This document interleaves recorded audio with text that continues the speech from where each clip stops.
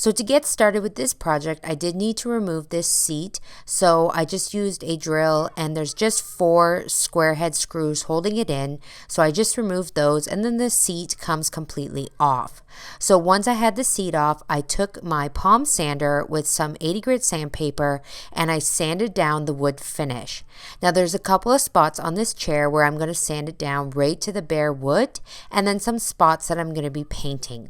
So the arms, for example, I'm going right down to the bare wood as you see here, and then I'm going to leave those unfinished. So once I had it all sanded down, I took my Dixie Belle paint in the shade in the navy and I painted the areas that I wanted painted. So I painted the chair back and the spindles around the arms and the spindles under the legs, and the rest of the chair I'm going to leave natural wood. I let my chair dry for at least 6 hours. While I was waiting for my chair to dry, I fixed up this old seat. So I removed this old dated fabric, which was really hard to remove. The staples were really old and rusty, so I had to use a pair of needle nose, but I did get it out, and underneath the piece of wood for the chair seat is in great shape, as well as the foam board. So I removed any staples left over sticking out of the wood, and then I just replaced the foam seat for the chair back onto the piece of wood. Then I took an old painting drop cloth that I had left over. Doesn't have any paint on it, so I'm going to go ahead and use it for this project. I used my Cricut Easy Press to iron out any wrinkles. A household iron works as well. I just have the Easy Press handy in my craft room. And then I went and found the middle of my chair seat. So I used a tape measure, marked the middle, and what I'm doing here is I'm just setting up my markings to do a farmhouse stripe down the middle of the seat. So I want my big stripe to be in the middle, so I'm marking on either side of the middle, even markings, and then even on either side of those for a smaller stripe. So I just use my markings as a guide so I can set my painter's tape down the middle and make sure it's nice and straight. Then again, I use the same Dixie Belle paint that I used to paint the chair, and I'm just taking a foam brush and I'm painting and dabbing down the middle of this painter's tape, making sure that I dab nice and light so that I don't get any bleeding under the tape. You want to dab, not brush onto the fabric. I can remove the painter's tape while the paint is still wet, but I do need to let this middle stripe dry before I continue and do the other ones because I need to place painter's tape over top of it. So once it's dried, I go ahead here with my other pieces of painter's tape to make the smaller stripes on either side. You can make the measurements whatever size you want to suit your look. Once it's dry, I just go ahead and flip it over and then I attach the fabric to the back of the chair pad. So I'm going to go ahead here with a crown stapler and just folding over the corners. I always do the corners first, pull them nice and tight and fold them over on each other and then place a staple in on either side. Once I have all the corners done, then I go ahead and staple down the sides of the fabric. You want to make sure that you pull the fabric nice and tight as you staple so that it's nice and tight on the top side and it's pulled really tight so you don't have any sagging fabric. I replace the chair seat onto the chair and this is my finished chair completed. I am so happy with how this turned out. I'm glad that I decided to pull this chair out of the trash and restore it and give it new life. It looks great here in my home office, just in the corner, to create a nice little reading nook for myself.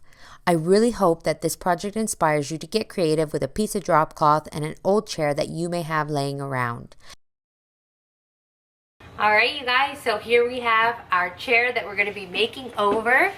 Now this piece I actually picked up from my local restore. It was a secondhand thrifted chair and it's going to be great for this project. You can use any chair that you like. It just really helps if the chair has arms. It's not an absolute, but you just get a better look if the chair has a set of arms on it. So first thing we're going to do is we're going to flip this chair over and we're going to take apart the seats. So these all seem to be square head screws, so we just have to unscrew them. We're going to make sure that we set these screws aside because we'll need them when we put the chair back together. We're going to be painting the frame of our chair with some spray paint, so let's take this project outside in the fresh air so we're not breathing in any fumes from the spray paint. To spray paint my chair, I'm going to use this metallic paint and primer all-in-one from Rust-Oleum in the shade Champagne Mist. So I really like this spray paint in particular because I don't need to prime my chair at all. I can just go right into spray painting because this is a paint and primer in one. The best way to spray paint without getting drips is to do short little blasts rather than one long continuous spray. So just quick short little blasts about 15 to 20 centimeters away from your piece. All right, while our spray paint is drying, we are going to recover these cushions. Now, it doesn't really matter what fabric you choose because this is just so that on the sides, this dated plaid fabric doesn't show. So I've just gone with a nice beige canvas fabric. It's a little farmhouse style, which is my taste, but you can obviously choose whatever fabric you like.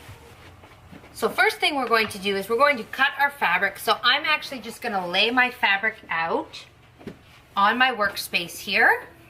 Then I'm going to put my seat cushion on and I'm going to lay it so that I know that I will have enough to loop around the whole seat, and that looks good there. And then I'm just going to take my fabric scissors and I'm just going to cut my fabric.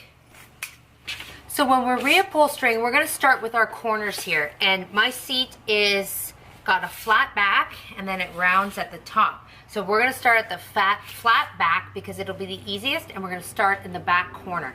So we're going to take our fabric and we're going to pull it right up, pulling it nice and tight, and then we're going to put in a staple. I'm going to take this side here, I'm going to start on this side, and then I'm going to grab the fabric and I'm going to pull it over, tucking it in so I have a nice fold there, and then pulling it tight and pulling it right across. We're going on a straight angle there, and then we're going to staple that. Main thing is make sure that you hold your fabric nice and tight.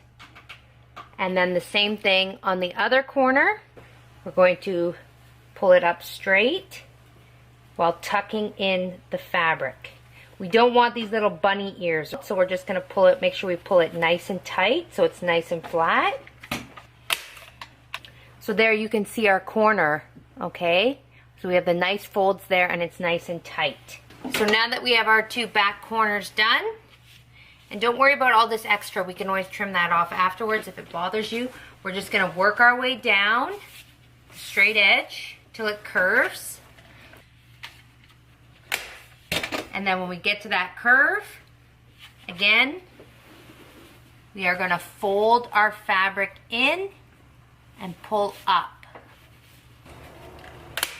And then we're going to keep folding as we go along, trying to make sure that our folds aren't too noticeable.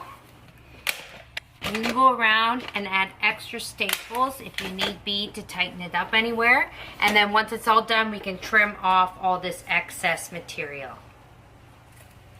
I'd rather cut my fabric too big than cut it too small and not have enough to go all the way around.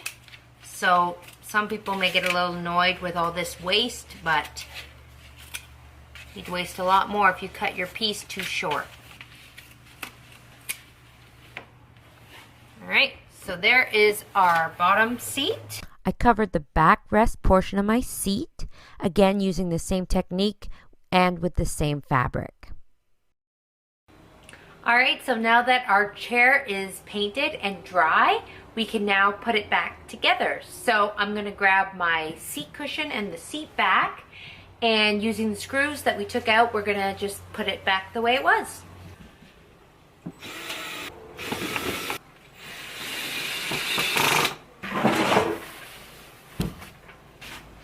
Now, we could stop here and leave our chair like this, or if you wanted to pick out a pretty pattern, you could just do pattern fabric.